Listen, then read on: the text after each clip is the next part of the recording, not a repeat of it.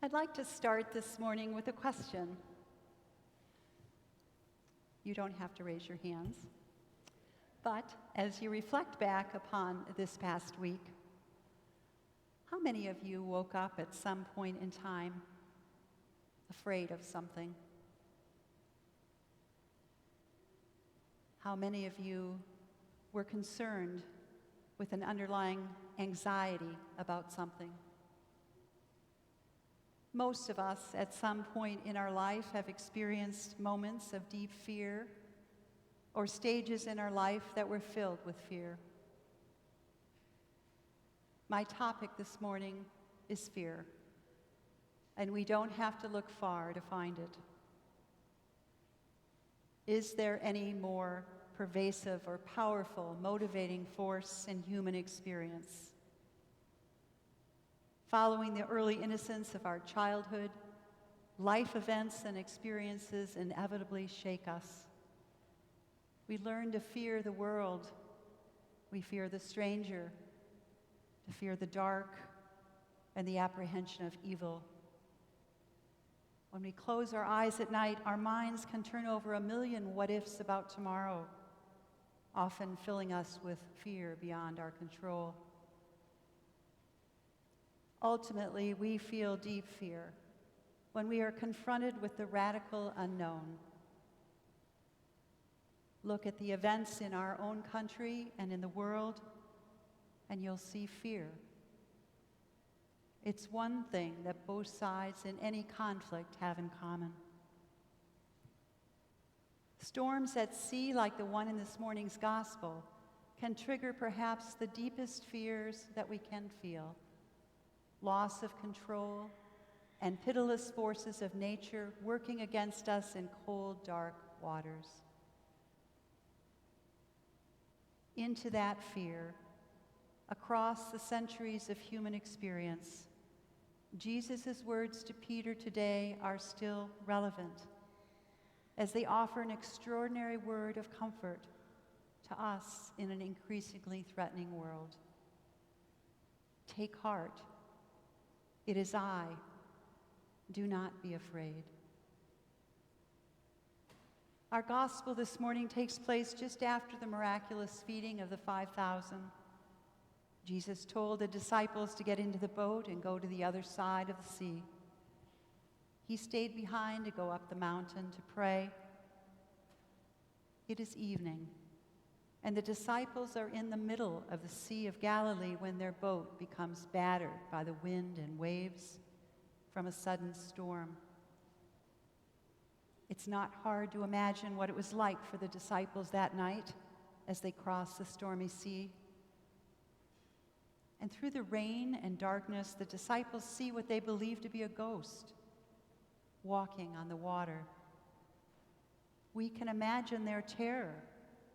They were understandably terrified by the image, who then calls out, "Take heart, it is I, do not be afraid."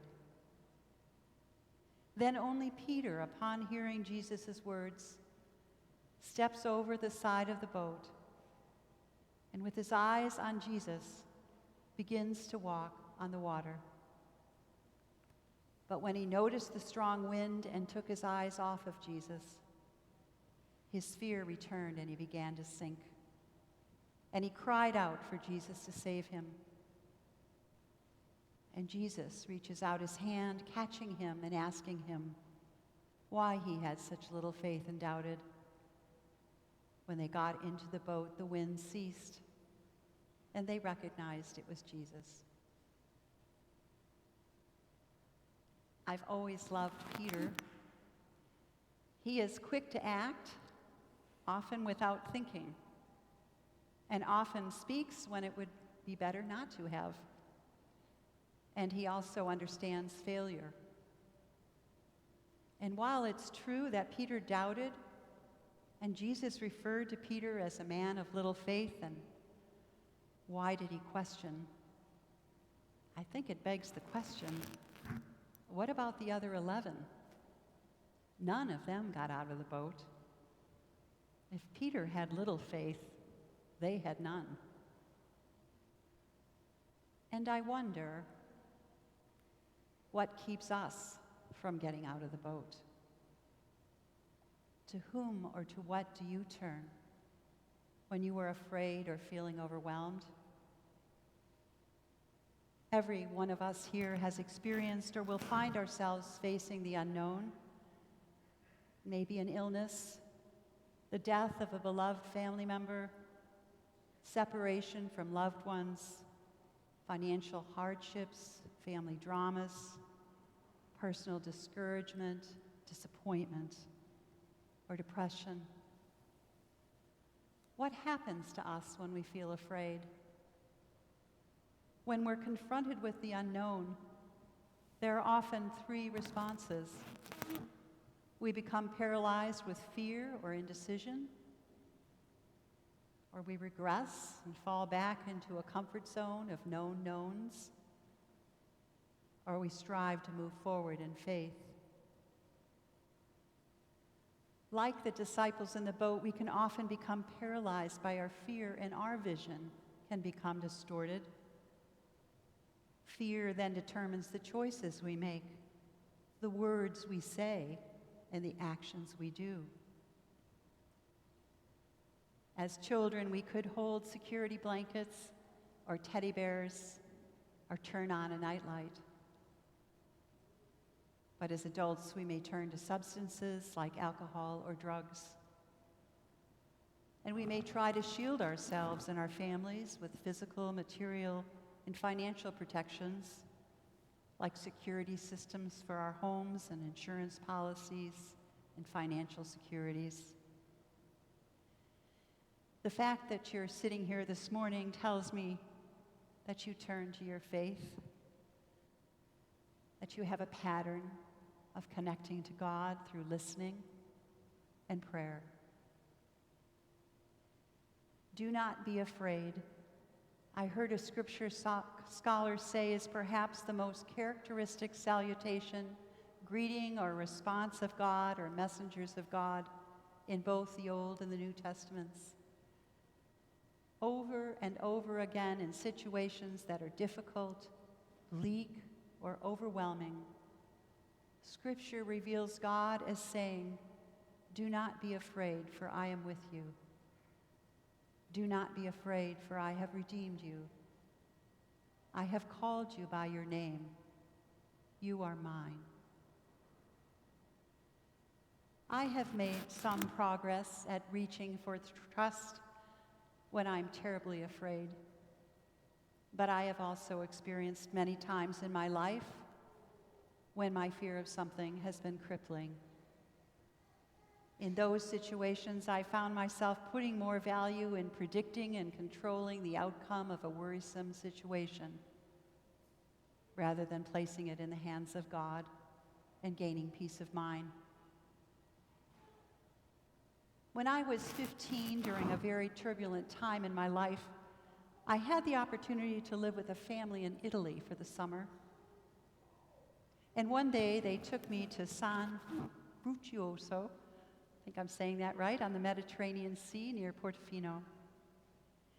And we boarded a glass-bottom boat, motored out into the middle of the cove, and we stopped.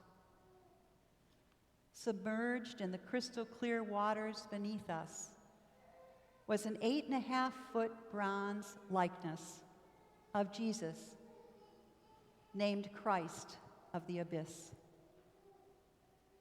The statue was first placed there in 1954 and is dedicated to those who have died at sea.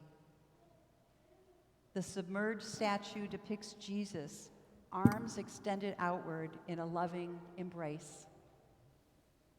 And on a sunny day, the beams of light from above the surface of the water create a halo effect.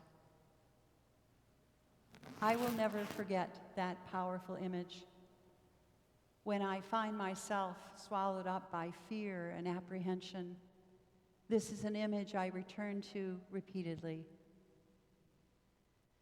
It reminds me that there is no place that God is not. Even when I feel like I'm drowning, Christ is there. In his book, Will and Spirit, psychiatrist Gerald May writes that the antidote to fear is love. The notion that fear can be eradicated by love is an ancient and nearly universal tenet among spiritual traditions. Dr. May speaks of agape love, which he describes as a love that is the ultimate unconditional love, a love that transcends human beings, a universal given that pre-exists all effort. It neither needs to be earned, nor can it be removed. It is only agape that is perfect and capable of casting out fear. For it is only agape that cannot be taken away. This agape love exists for us all and is a fundamental characteristic of who God is. It is God's love, poured out into our hearts by the Spirit, which gives us the capacity to endure in the face of drastic and demanding circumstances. In some elemental way that passes all understanding, we know with Julian of Norwich that all shall be well, and all shall be well, and all manners of things shall be well. Such is the hidden power of love that draws us on and draws us deeper into God's own life and overcomes all fear. The manner with which we each manage our fear is unique to each of us. Pema Chodron, in her book, When Things Fall Apart, suggests leaning into our fear. Appreciating fear, she says, is the foundation of sanity and the vanguard of wisdom and courage. Don't go into life just for the good feelings, she writes, but acknowledge and touch what is uncomfortable and unpleasant. And then place your fear in the cradle of loving kindness. When I hear those words, the cradle of loving kindness, I imagine placing my fear into the hands of God. There are several ways to practice leaning into our fear. One is to step out of your own fear and exercise compassion towards someone else. This can help generate a flow of love and benevolence to get us past our own paralysis. Remembering we are not alone is another. There is a powerful courage that comes from facing a challenge, strengthened by the support of others, and buoyed by a community of faith that encircles us with the love of God. Praying the Psalms that speak so honestly and directly to God, reflecting on a powerful image, like the underwater statue of Christ, meditating on a piece of scripture, and turning to familiar prayers are all ways to lean into our fear, to nourish our souls, and to encounter the God who never abandons us. Saint Francis de Sales, 17th century Bishop of Geneva, who lived during a very stormy time in history, left us with these words of assurance. Do not look forward in fear to the changes of life. Rather, look to them with full hope as they arise. God, whose very own you are, will lead you safely through all things. And when you cannot stand it, God will carry you in his arms. Do not fear what will happen tomorrow. The same everlasting Father who cared for you today will take care of you then and every day. He will either shield you from suffering or will give you unfailing strength to bear it. Thanks be to God.